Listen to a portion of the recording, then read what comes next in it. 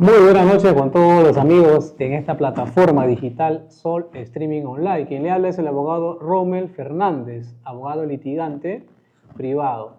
En esta oportunidad tenemos un programa exclusivo, un programa, creo que es el primer programa en ICA que va a hablar sobre temas jurídicos, y esto pues con el fin de aportar a la comunidad jurídica, ¿no? Nosotros como abogados jóvenes siempre estamos ahí tratando de innovar, tratando de estar presentes y sobre todo aportando con un grano de arena, ¿ya? Para la comunidad jurídica, estudiantes de derecho, abogados y público en general. Entonces, ese es el fin de este programa, netamente. Bueno, hemos vuelto a las cámaras después de tiempo, gracias a Sol Streaming Online. A los amigos que se empiezan a conectar, también por favor les pido que compartan esta transmisión para que puedan pues llevarse conocimiento y sobre todo poder interactuar con nosotros, que eso es lo que se trata, ¿sí? Interactuar y también pues que nos dejen sus preguntas, así que hago un llamado a los amigos que puedan compartir pues esta transmisión. Ya. Bueno, esta noche tenemos un invitado especial, tenemos como invitado al reconocido doctor Dieter Zairitupa, quien nos va a hablar sobre el rol del fiscal en el litigio penal. Sobre todo, pues, ¿no? En otras palabras, ¿cómo es la vida de un fiscal en el litigio? ¿Cómo se prepara? ¿Qué es lo que hace en la práctica, ¿no? Porque, si bien es cierto, ¿no? Se ve desde una perspectiva del abogado litigante particular cómo litiga, cómo se prepara, cómo afronta un juicio. Eso es muy sabido, ¿no? Pero poco se entiende desde la otra perspectiva, ¿no? Desde el ámbito del Ministerio Público, cómo se prepara un fiscal para litigar con su contraparte, qué estrategias utiliza, ¿no? Entonces, tengo el grato honor, pues, de presentar a el doctor Dieter Zairitupa. Muchas gracias por venir a este programa. Muy buenas noches, doctor Rommel. A la teleaudiencia también acá a través de las cámaras. Mil gracias por su sintonía. Mi agradecimiento nuevamente, doctor, y estamos acá para compartir lo que es la estrategia desde la óptica del fiscal, muchas veces desconocido. Y sobre todo con diferente óptica mística, ¿no? Y eso es lo importante. Quedo a vuestra disposición, doctor. Claro, sí, precisamente esto es lo que poco se conoce. Usted sabe que hay pocos programas educativos desde el ámbito jurídico y precisamente no queremos iniciar esta entrevista preguntándole, ¿no? ¿Cómo, o mejor dicho, cuál es su trayectoria? ¿Cuál es su trayectoria en el Ministerio Público, ya? ¿Y por qué razón usted decidió inclinarse en el ámbito del derecho penal como fiscal?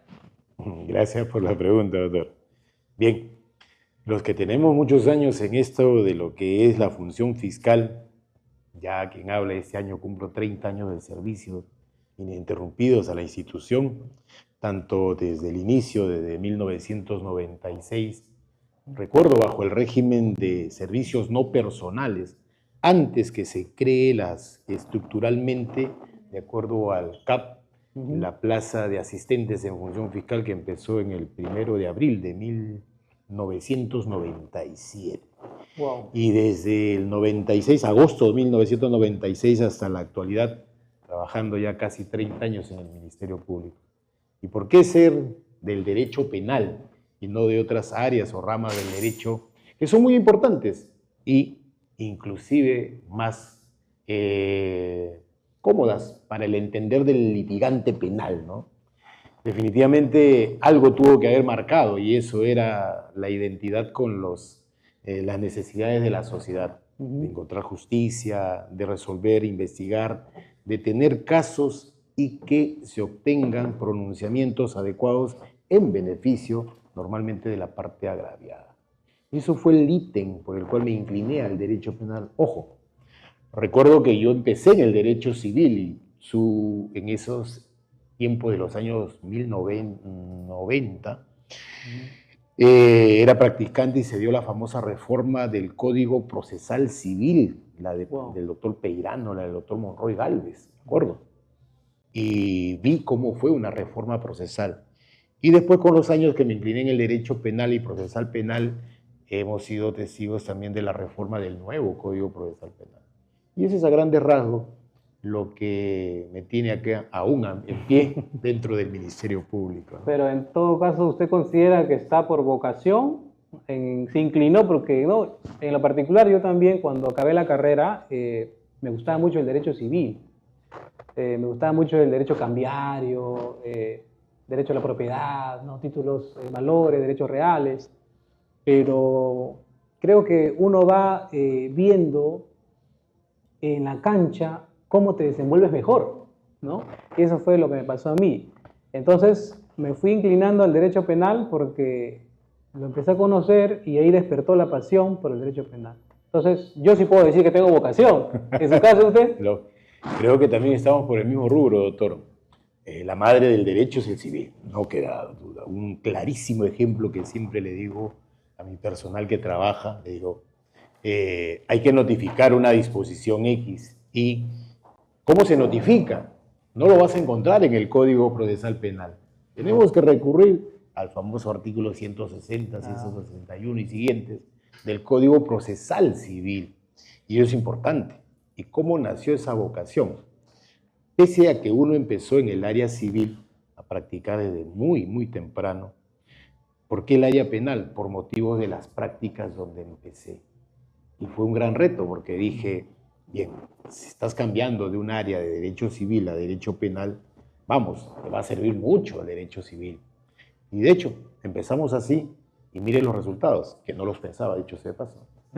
30 años de verdad que es bastante, Sí, bastante. Es una trayectoria, incluso supongo o entiendo que también han habido muchos reconocimientos por parte de la institución. Yo considero, doctor, que usted es uno de los fiscales de Ica más preparados que he conocido, ¿no? Porque a mí siempre me gusta hablar bien, ¿eh? Siempre hablo con la verdad, ¿no? O sea, si tengo que decir que no es preparado, lo digo, porque hablo bien, pues. Pero yo lo digo porque también hemos litigado. Sí, hemos litigado en muchos casos, sobre todo en las apelaciones, ¿no? Hemos litigado. Cada uno ha defendido su postura, sí, ¿no? Pero en este caso, pues, ¿cómo se prepara Dieter Saidi Tupac para una audiencia de juicio, por ejemplo, oral o una audiencia de apelación?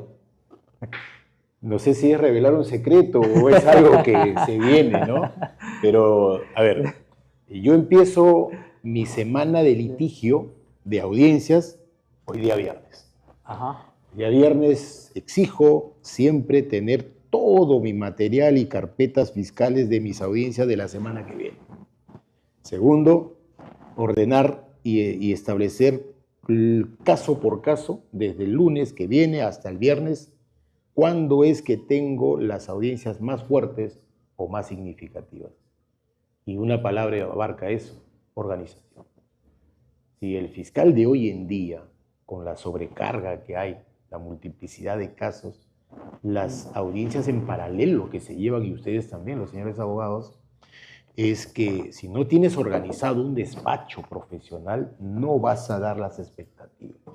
Entonces, el día domingo, muy temprano o por la tarde, en mi despacho, terminando de estudiar los casos de la semana, identificando los puntos críticos, negativos, positivos para el caso en concreto y asumirlos con conociendo.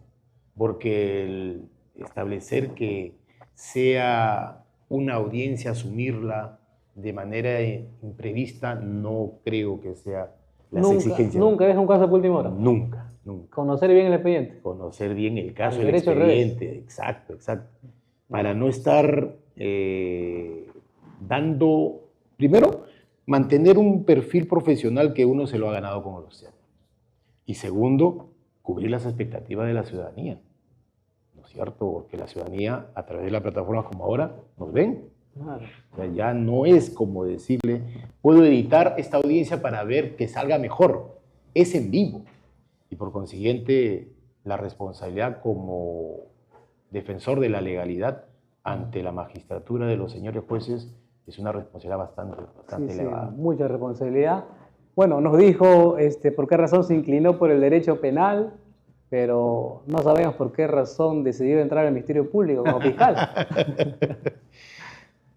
A ver, Primero, antes de ser fiscal he sido asistente en función fiscal.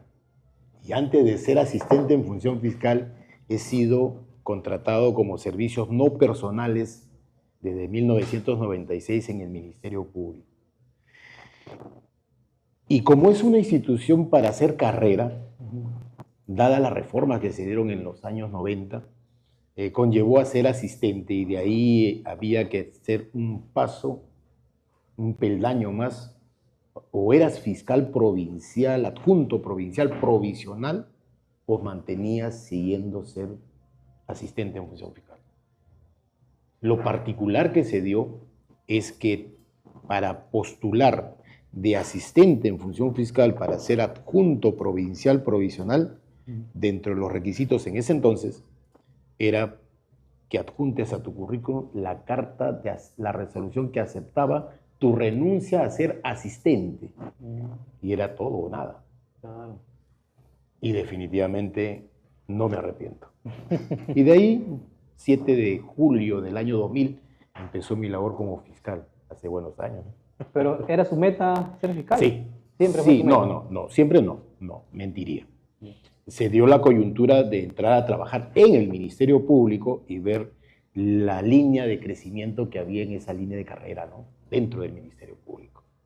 Y después, como fiscal adjunto provincial, a encontrar el titularato y luego los otros grados o cargos que hay, fiscal provincial, y ahora también ya en un despacho superior, ¿no? Es parte de la carrera. Interesante, doctor, interesante. Nos preguntan también, ¿no? Tengo una pregunta también de unos amigos, ¿ya? Que me están escribiendo, ¿ya? Y me preguntan lo siguiente.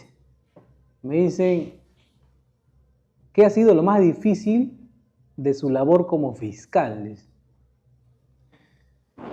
Hay muchas cosas difíciles, desde un ambiente laboral adecuado hasta tener un caso muy delicado, ¿no? Han habido varios y siempre en cada uno de los estamentos.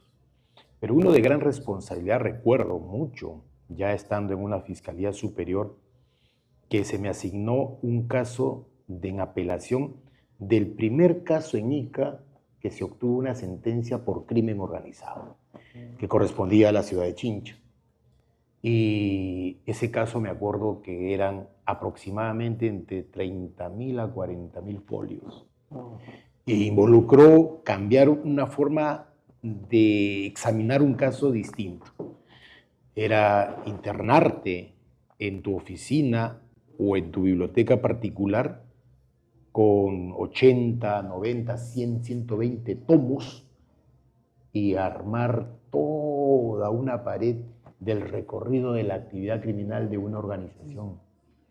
Y créanme, día, noche, madrugada tras noche. Wow. ¿Cuánto tiempo se tomó? Es 15 días, mucho, me acuerdo. 15 días me tuve que internar. ¿En oficina? No, eso fue una audiencia virtual ya, en mi biblioteca particular en mi casa.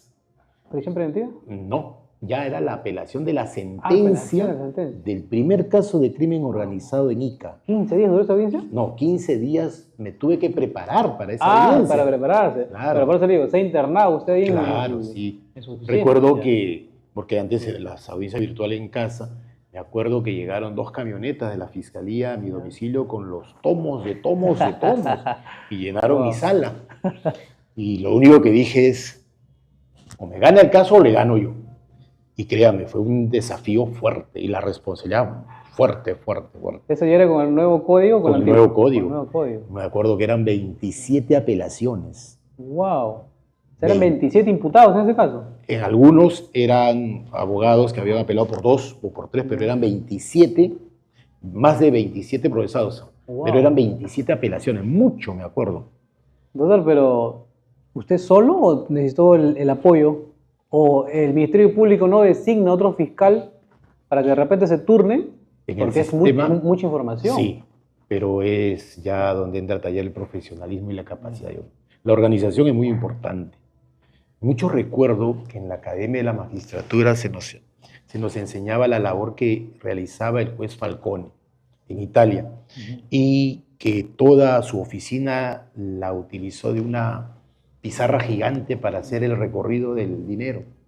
Y me acordé y dije, ¿y si aplico esa técnica? ¿De dónde empiezo? ¿Cómo empiezo? ¿Cómo retengo la información que voy a ir captando de la lectura constante de todos los tomos? Y créanme, hice todo un recorrido en toda una pared de mi biblioteca para encontrar cómo era la organización. Y apuntes, apuntes, apuntes y apuntes. Mucho me acuerdo, ese es uno de los casos más delicados y de gran responsabilidad que me tocó asumir. Y gracias a Dios se logró confirmar las sentencias como crimen organizado, me acuerdo de ese tema. El primer Caso de crimen organizado en Ica. Sí. Wow. Pero ya se llamaba crimen organizado, porque antes creo que se llamaba asociación ilícita. Asociación ilícita. Como asociación ilícita. No, pero era como crimen organizado. Con el nuevo código. Ya, sí, con el nuevo código. Sí. Hablando del nuevo código, doctor, algo que me ha llamado la atención de usted, y porque, como lo vuelvo a repetir, hemos litigado, son pocos los que conocen el Código de Procedimientos Penales. Ah, y sí. yo me doy cuenta que usted lo conoce, usted ha trabajado con el Código de Procedimientos Penales, ¿no? Lo conoce el derecho al revés, lo conoce bien. Porque incluso, mire, ojo, hay muchos jueces que tampoco lo conocen. Ajá. Creo que ahí usted tiene la ventaja. Dice que más sabe el diablo por viejo que por diablo, ¿no? Sí, ¿no? Sí, la verdad que en el despacho donde estoy ahora tenemos, entre otras funciones del nuevo código, tenemos la parte de liquidación que corresponde al antiguo código. Y muchos se preguntarán, ¿y cómo es posible que exista todavía, subsiste ese antiguo sistema? Es que los procesos penales quedaron suspendidos o en stand-by porque están requisitoriados, están reos contumaces o reos docentes, y pasando el tiempo, aún no prescrito, son detenidos y se reactiva el juicio. Y manejar el código procesal, sacarte un chip e insertar otro chip distinto, como usted se habrá podido dar cuenta, ¿no? En algunas audiencias. Sí, que nosotros dominamos el nuevo código. Claro. En el 2004, pero este código de procedimientos penales, obviamente, que es como volver a estudiar nuevamente. Sí. Entonces, uno tiene que prepararse incluso para un juicio previamente. O sea, tienes que tomar de otro tiempo porque estás con otra norma. Pero, ¿qué opina usted? Porque este código es inquisitivo, ¿no? Era más inquisitivo, no es tan garantista como este. Lógico. No es garantista como este. No, tenía otro procedimiento. Pero, por ejemplo, en esos tiempos se daba lo que es la detención preventiva, ¿no? Claro. Ahora creo que se llama prisión preventiva. Ahora es prisión preventiva. Pero es lo mismo, le cambió el nombre, ¿no? Claro. ¿Qué sucede? En el antiguo código, el Código de Procedimientos Penales de 1940, quedó un momento en el tiempo obsoleto y estaba por nacer el Código Procesal Penal del 91, si más no recuerdo. Y entró en vigencia algo de 28 artículos que reforzaron, y ahí ya se hablaba de lo que era la prisión preventiva. Entonces, por eso que ahora, conversando con viejos fiscales, para nosotros que nuestra Policía Nacional de Perú vuelva a investigar, no es novedad para nosotros lo que manejamos. Antes se hacía. Antes se hacía, lógico, antes se hacía. Yo me pregunto, o sea, antes con un solo elemento así simple, incluso con una declaración, te daban la detención preventiva, ¿no? Y si no te presentabas, no te ubicaban, o sea, en otras palabras, para que entiendan de repente el público, era sencillo dictarte una detención preventiva. Sí. Ahora no, pues ahora hay presupuestos, ¿no? Graves y fundados elementos de comisión, ¿no? Peligro procesal, pronóstico de la pena, no hay plazo que sea razonable, la proporcionalidad de la medida, pero en esos casos no. Entonces, yo considero, ¿no? Es mi criterio, ¿no? Que deberíamos aplicar también en esos casos, ¿no? Acá incluso aplicar la retroactividad benigna, ¿no? Que tanto se habla, ¿no? En este caso, la nueva ley, que es el nuevo código, aplicarlo también, pues, en estos procesos que se llevan con el Código de Procedimientos Penales. ¿Por qué no se podría hacer eso? Sí, se ha hecho. ¿Se ha hecho? Le comento. Mire, si hoy en día se inicia un juicio y la parte emplazada, la defensa técnica del imputado, deduce una prescripción en pleno desarrollo del juicio, se resuelve. En el Código de Procedimientos Penales, por ejemplo, todo argumento o planteamiento o deducción de una excepción, por decirte, de prescripción en el desarrollo del juicio, era considerado como un alegato o un argumento de defensa que tenía que ser resuelto al final. Y hoy en día nace la pregunta. ¿Tiene sentido que yo como fiscal sustente una acusación, desarrolle una actividad probatoria, todo un desarrollo de juicio, sabiendo que ya prescribió la acción penal? No tendría sentido. Entonces, como dice usted, aplicando las pautas del nuevo código, entonces ya se han obtenido, por ejemplo, resoluciones en que se pronuncian antes que se culmine el juicio. Carece de sentido, ¿no? Claro. O sea, la desprotección del garantismo que hoy en día lo tenemos en el nuevo sistema, antes no existía. No existía. Era prueba el atestado policial, el artículo 62 del Código de Procedimientos Penales, ¿no? Entonces, si no lo objetabas, no formulabas oposición al atestado, tenía prueba. Y un atestado, hoy en día, que sea prueba, no, es Hoy día imposible. le llaman los informes Los policiales. informes policiales, ¿no? exactamente. O sea, no, sí, y eso fue también algo que me llamó la atención grandemente, o sea, ¿no? Enterarme que en el antiguo código, o sea, el atestado que hoy en día se llama informe policial, era considerado como prueba. Pero, o sea, como dicen algunos, ¿no? Solamente le cambian el nombre, ¿no? O sea, en el informe policial se consignan, ¿no? Las investigaciones, los elementos que se han ido recabando en la etapa preliminar, ¿no? Y a veces, pues, nosotros lo vemos como litigantes, ¿no? Desde mi óptica, como una pérdida de tiempo, ¿no? Porque ¿para qué leer el atestado policial si lo que tenemos que ser más selectivos, ¿no? Tenemos que ser más selectivos. Mejor hay que extraer qué elemento que menciona el atestado policial va a ser útil, pertinente y conducente, ¿no? Para yo acreditar mi tesis en un juicio, ¿no? Esa es mi postura, ¿no? Pero el Código de Procedimientos Penales lo permite. Claro, el Código de Procedimientos Penales en la estructura de elaboración del atestado policial determinaba el atestado policial responsabilidad penal. Y eso es hoy pues es discúlpeme el término, aberrante sostener eso, ¿no? Es como decirle que hoy en día, me podría creer usted, si un fiscal hoy en día o un juez le prohíbe tener acceso a copias de los actuados a la defensa técnica, imposible concebir esa idea. En el antiguo sistema era así. No podías tener, el abogado defensor no podía tener acceso a los actuados.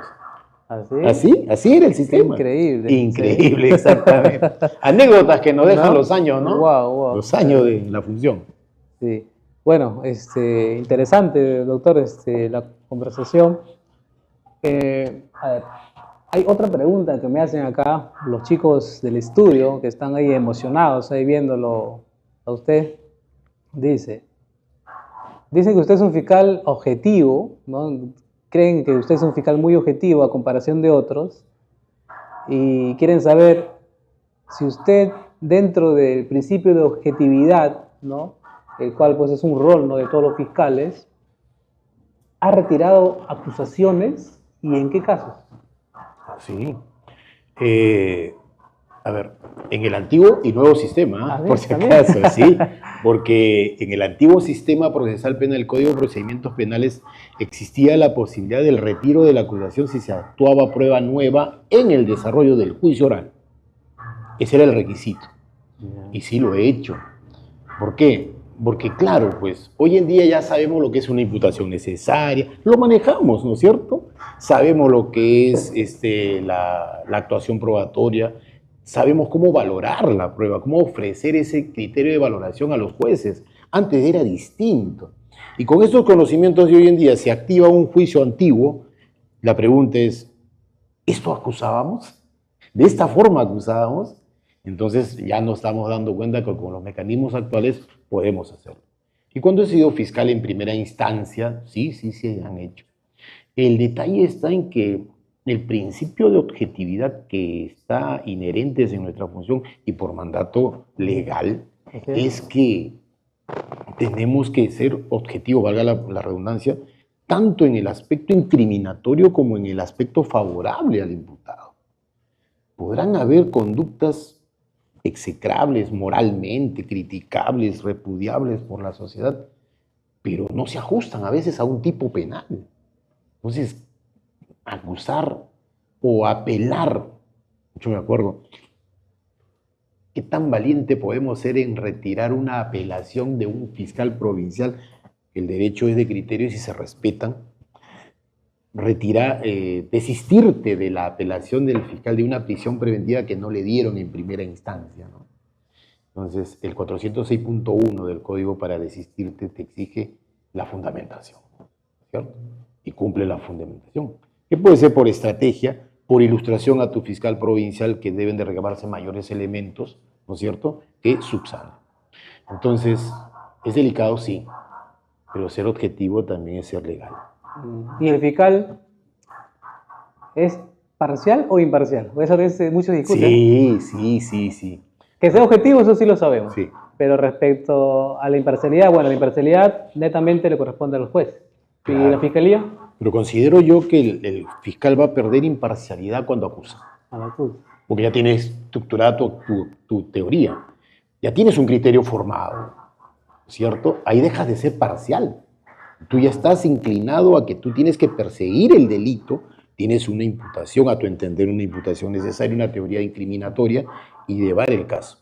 Pero desde el inicio hasta la conclusión de la investigación, creo que la imparcialidad junto con el principio de objetividad tienen que ir de la mano. Buen punto, ¿no? Y sí, comparto la idea, ¿no? Mientras se investiga hay que ser imparciales, ¿no? Porque está esclareciéndose un hecho. Todavía no sabemos, ¿no? Si hay responsabilidad penal o al menos esa sospecha suficiente que se requiere para acusar, ¿no? Sí, comparto su idea, ¿no? Ya una vez que como fiscal acusas, ya tienes que defender, ¿no? Tu tesis, tu teoría, y sobre todo, pues, estás del lado, pues, ¿no?, del agraviado, de la ciudadanía, ¿no? Que es lo que ustedes defienden, ¿no? Efectivamente, defendemos defensores de la legalidad, persecutores de la acción penal pública y defensores de la sociedad. Claro. Ya que estamos hablando de la objetividad, me has hecho recordar un caso. Yo tuve un caso en Moquegua, ya era sobre estafa donde lo vincularon a mi patrocinado en este delito de estafa, solamente por ser el titular de una línea telefónica. ¿Ya? ¿Qué había pasado? Que estas personas, estos delincuentes, habían utilizado los datos de mi patrocinado para aperturar una línea telefónica prepago. Y pues a través de esa línea estafaron a un empresario en Moquegua, ¿no? Y hicieron que se desprenda de ese patrimonio en más de 120.000 soles, ¿no? Porque esta persona quería comprar, la agraviada quería comprar una máquina, un camioncito, esos camioncitos que se usan para hacer cargas, así parecido a una retroexcavadora, algo así, ¿ya? De segunda. Se desprendió de 120.000 soles porque había encontrado por internet, dio el 50% y después depositó otro 50%. Cuando va a la empresa, le dicen, no, nosotros nunca hemos puesto en venta ningún vehículo, ninguna retroexcavadora. ¿Qué? Pero si acá está el correo, está la proforma, acá está el número de cuenta, acá está su logo de ustedes, ¿no? Entonces hemos comunicado y ella llamaba y ya nadie le contestaba de nada. Resulta que el Ministerio Público investiga y solamente lo vinculan a mi cliente por la línea... La titularidad de la línea. Titularidad de la línea, ¿no? También se hace una investigación, también se levanta el secreto bancario y se verifica que un venezolano fue el que retiró el dinero. Lo identifican y todo, también pasó a ser como imputado. Resulta que el Ministerio Público pidió el sobreseimiento. El fiscal pidió el sobreseimiento. Vamos a audiencia y nosotros pues también no nos opusimos, ¿no? Obviamente, porque estábamos de acuerdo, pero el juez no se estuvo opuso. De acuerdo. No estuvo de acuerdo. Lo elevó en consulta. Sí, lo elevó en consulta superior y nuevamente nos vamos a una audiencia, pues, ¿no? Y es ahí donde el fiscal que asume el caso dice, pues, voy a acusa y nos vamos a un juicio. Y ya en el juicio, o sea, fue tan evidente la falta de prueba, fue tan evidente la insuficiencia probatoria, y cuando el juez escucha y dice, señor fiscal, ¿qué? ¿Solamente lo vinculan por la línea? Sí. Después el juez se para la oreja, ¿no? ¿Que no hay nada más? No, señor juez, por eso. Allá. Y se dan cuenta en todo el juicio que no se enervó, pues, ¿no? La presunción de inocencia de mi patrocinado. Pero lo que sí identificó el juzgado, dijo, no puede ser posible, ¿ya?, que su tesis incriminatoria no tenga sustento y que usted como fiscal objetiva debió retirar la acusación. Porque no puede ser posible que por presión de su superior, ¿no? Porque eso dio a entender la fiscal, por presión de su superior, usted no retire la acusación. ¿Qué opinión tiene respecto a ello? Primero, el derecho es de criterios, de interpretaciones debatibles, observables también. Sin embargo, el artículo 5 de la Ley Orgánica del Ministerio Público establece claramente que, siendo un órgano constitucional autónomo, somos una institución también jerárquicamente organizada y que nos debemos también a lo que nuestros superiores dispongan con la autonomía e independencia que tenemos. Y ese es un claro ejemplo que recoge la figura de elevar por criterio del juez un sobreseimiento que no comparte para que el fiscal superior rectifique o ratifique el sobreseimiento peticionado por el fiscal provincial.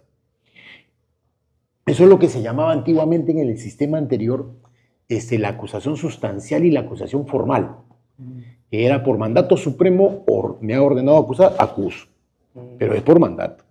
Pero desde el que se produce un mandato y lo ejecutas conforme a esta línea jurídica que le digo, viene actuación probatoria.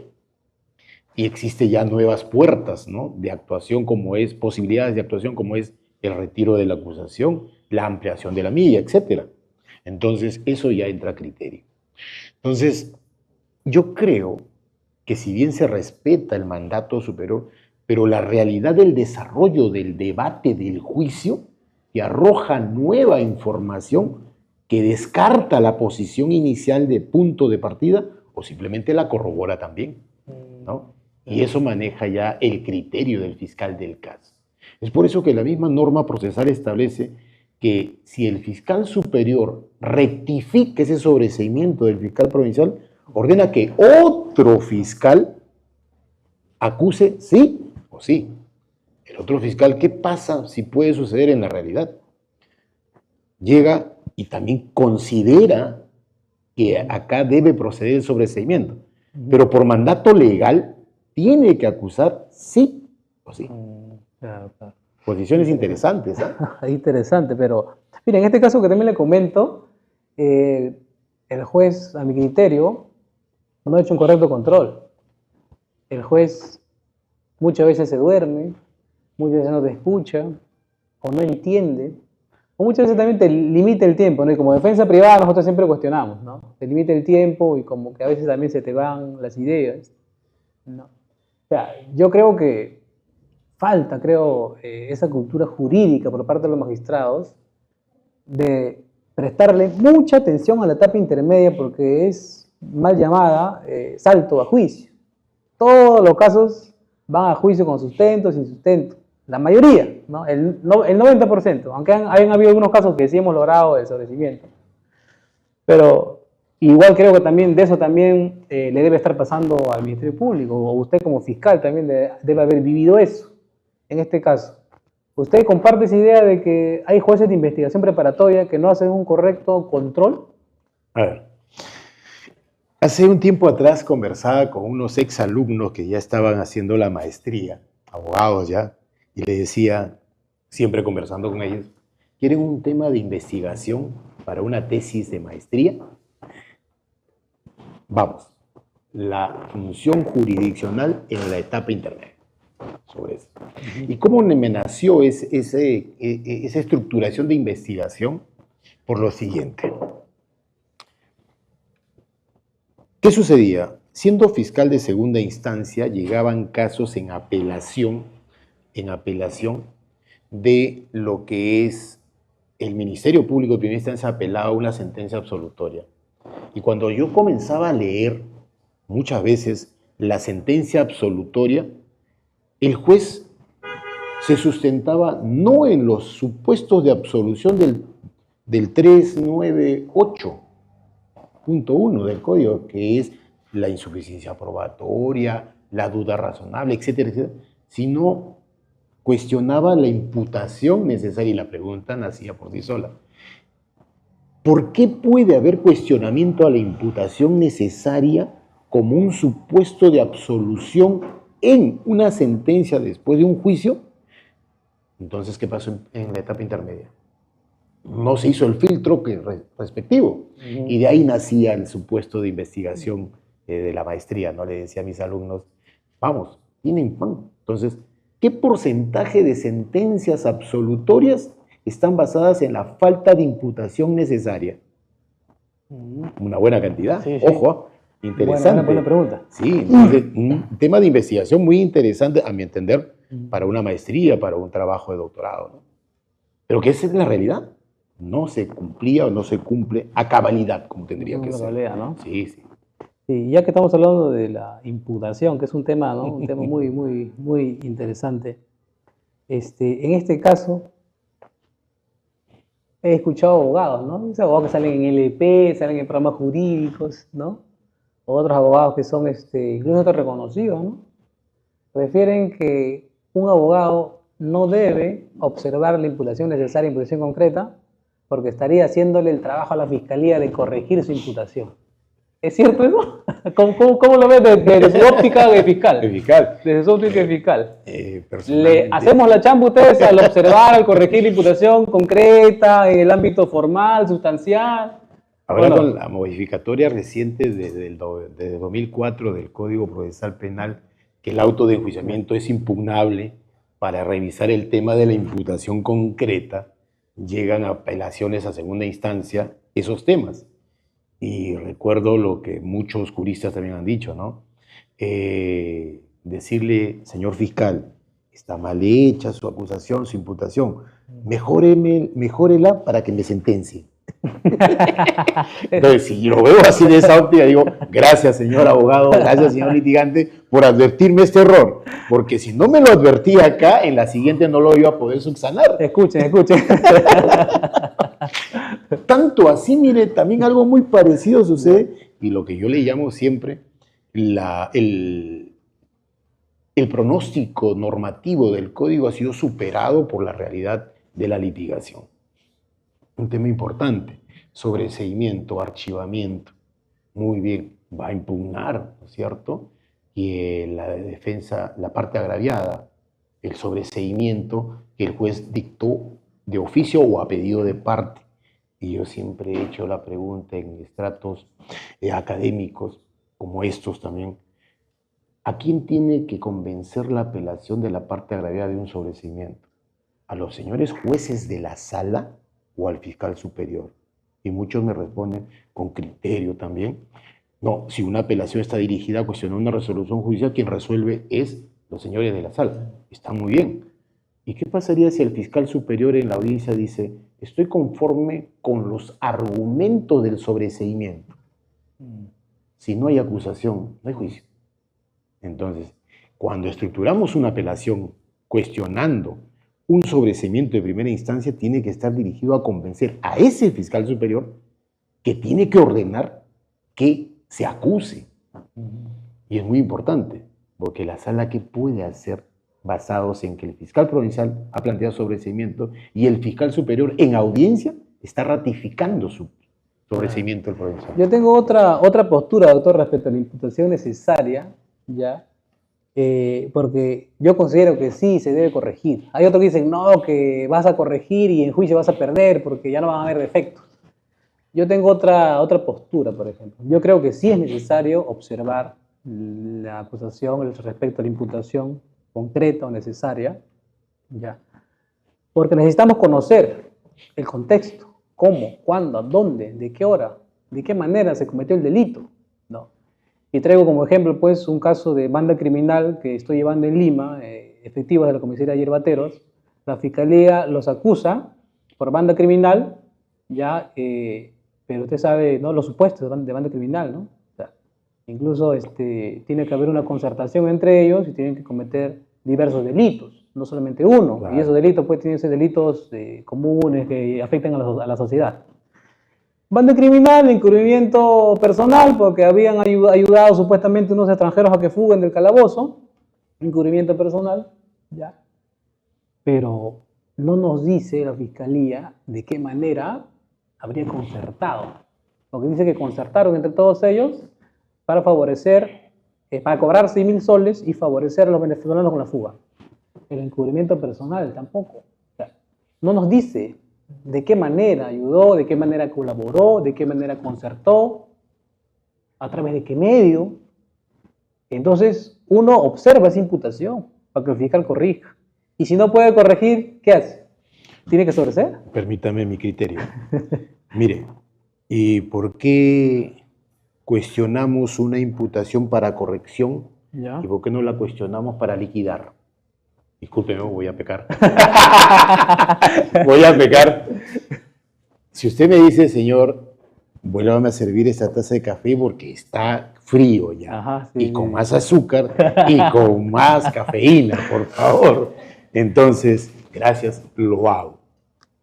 Pero si yo planteo y digo, señor, acá le falta azúcar, no cuestiono la imputación para que la arreglen, sino para liquidarlo, vía excepción de improcedencia de acción. Claro. Si hablamos de la inexistencia en el fáctico incriminatorio de un elemento o varios constitutivos del tipo penal, ¿ya para qué vamos en el...? Discúlpeme, voy a pecar como abogado, ¿ya? ¿No? Entonces, porque Sí, todo... sí, ya... No, porque la verdad ya no hay nada nuevo casi, ¿no? Sino es el cotidiano litigio. Entonces, ¿para qué voy a decirle, lo cuestiono vía imputaciones para que se aclare, mejore, perfeccione o precise? Sino lo cuestiono, pero atacándolo con una excepción de improcedencia de acción por inexistencia de uno o varios elementos constitutivos del tipo. Porque lo que va a hacer el juez al momento de hacer el control es cuál es el elemento constitutivo del tipo según la teoría de la defensa técnica que falta. Este elemento. Señor fiscal, ¿dónde está en su fáctico incriminatorio ese elemento? ¿Está o no está? Dígamelo. Y sencillo, porque es un proceso de subsunción, nada más. Pero para formular una excepción de improcedencia de acción, ¿no tiene que haber previamente una imputación concreta? Tiene que haber una imputación en la formalización. Ojo, en la subetapa, como es ahora considerado, de formalización de investigación preparatoria, ya podemos ejercitar los medios técnicos de defensa. Porque de ese caso que te hablo, nos tumbamos todo el juicio. Bueno. Precisamente por imputación necesaria. En juicio ya. En juicio ya. Porque impugnamos el autoenjuiciamiento. Formulamos la excepción de improcedencia de acción, sobrecimientos. ¿Y por qué? Porque ¿Y no qué había. pidieron? Disculpe, doctor. ¿Y qué pidieron en la apelación del auto de enjuiciamiento? ¿Nulidad o revocatoria? Es un tema también... Nulidad. Es un tema apasionante, ¿ah? Nulidad. Nulidad. ¿Qué se debe de pedir? ¿Revocatoria o nulidad? Bueno, en el caso, nulidad. Planteamos la nulidad y la sala nos dio la razón. Y ya estábamos a la mitad del juicio. La jueza lee, excepción, sobrecimiento del caso de banda criminal. Sobreseído. No hay imputación necesaria. No tenemos abajo todo. Por eso te digo, por eso mi postura es que sí debemos como abogados corregir, sí debemos como abogados observar. ¿En qué momento? Claro, ese es ¿En otro qué punto momento? también, acuérdate. Yo tengo el arma acá para disparar. Disculpe, estamos en una cacería. Muy bien, ¿en qué momento efectivizo el disparo? Eso ya como defensa, eso es estrategia. Estrategia. Claro. Como defensa técnica tienen que saber en qué momento emplear esos mecanismos. Por eso es apasionante el derecho, doctor. La base de derecho. Cada caso te enseña algo. Sí. Vamos a ver qué nos dicen los amigos en las redes sociales. Nos dice, saludos doctores y mi felicitación a mi colega doctor Dieter Zairitupac. Ahora el informe policial tiene que pronunciarse, hacer un análisis de la responsabilidad penal. Hemos retrocedido, dice Moisés Gutiérrez Puma. Dice, hace caso al 332 del nuevo Código Procesal Penal respecto a las conclusiones que hace la policía. Dice. No sé si he entendido la... Sí, le entiendo, doctor. Gracias, doctor, por vernos, carambas. Un buen fiscal, el doctor Moisés Gutiérrez, caramba. Muy pegado a la norma y sobre todo interesantes criterios. Mire, yo cuando comenzamos a analizar las diversas modificatorias que se dieron en octubre y noviembre del 2024 del Código de Procesal Penal y se estableció que nuestra Policía Nacional debía de investigar y elaborar los informes policiales donde establezca sus conclusiones y que establecían que lo que acaba de decir el doctor Moisés también es cierto que no era vinculante para el fiscal. Pero ojo, cuidado, muchos lo sabemos. No puede ser vinculante, pero de un punto de vista técnico policial es un documento que puede ser ofrecido como prueba para el desarrollo del juicio.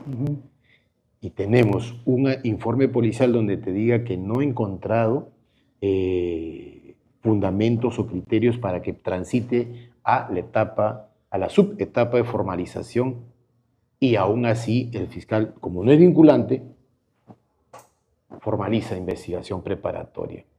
Ese documento policial puede ser ofrecido por la parte del imputado como un elemento de convicción, un medio probatorio en su momento ante una acusación, para que sea actuado en juicio y que sea visto desde el punto de vista técnico policial la actuación del investigado. Interesante. Doctor, pero respecto a ello, a lo que pregunta el doctor Moisés Gutiérrez Puma, dice que ahora el informe policial, ahora el efectivo policial que lleva la investigación preliminar, actos urgentes e inaplazables, dice que tiene que pronunciarse respecto a la responsabilidad, dice, del delito, responsabilidad penal.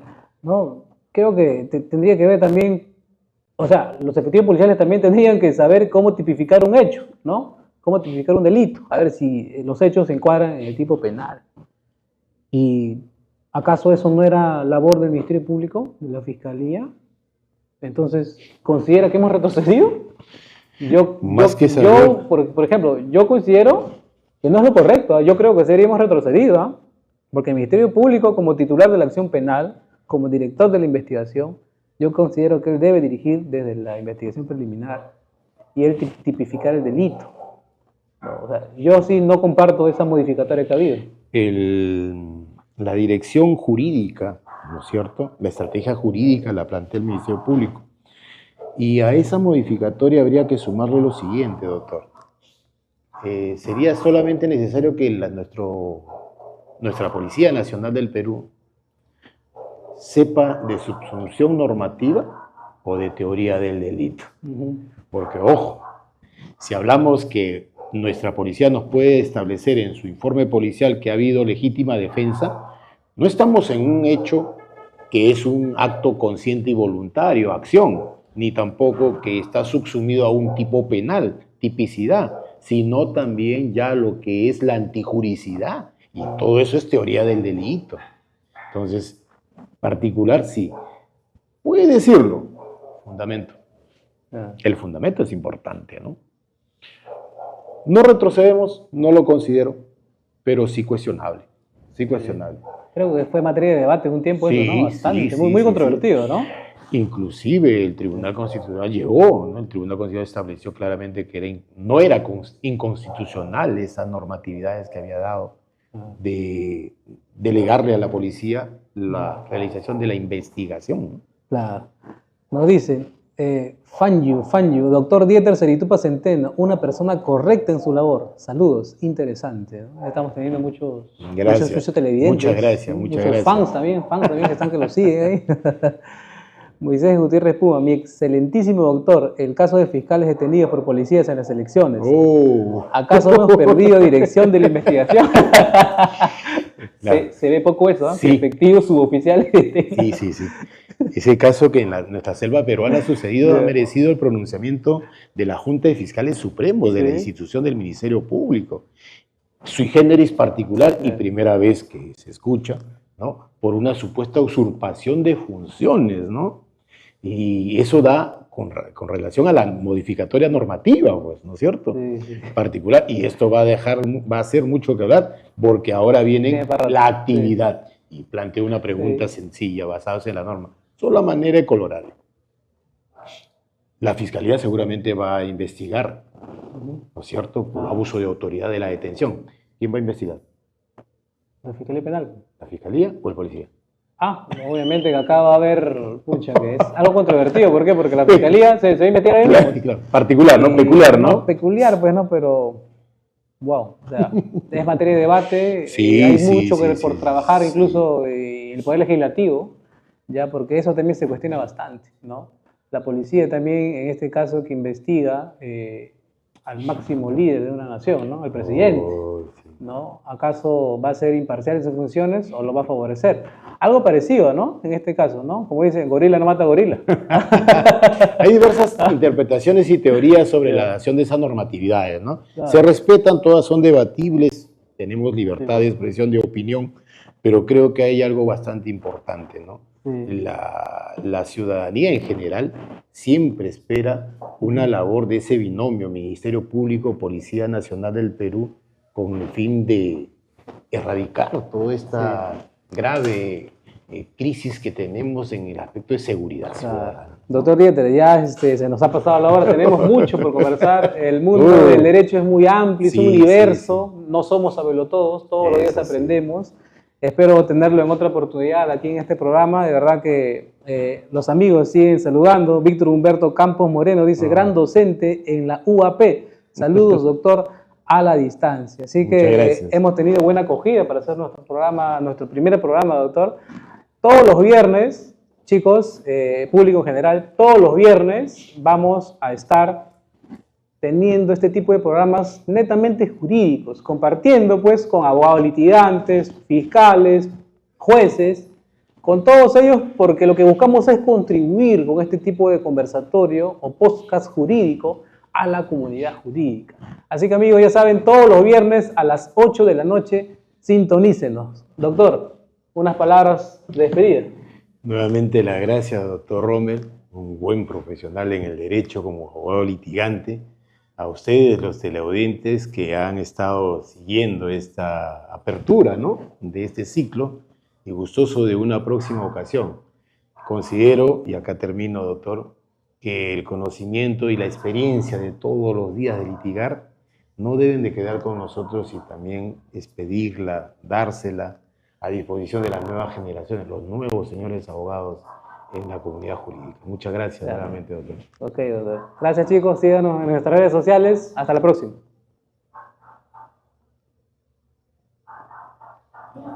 Listo. ¿Qué tal? ¿Sí? ¿Sí? ¿Todo bien, no? Eso que recién empezamos. Eso que recién empezamos. Va a ser invitado.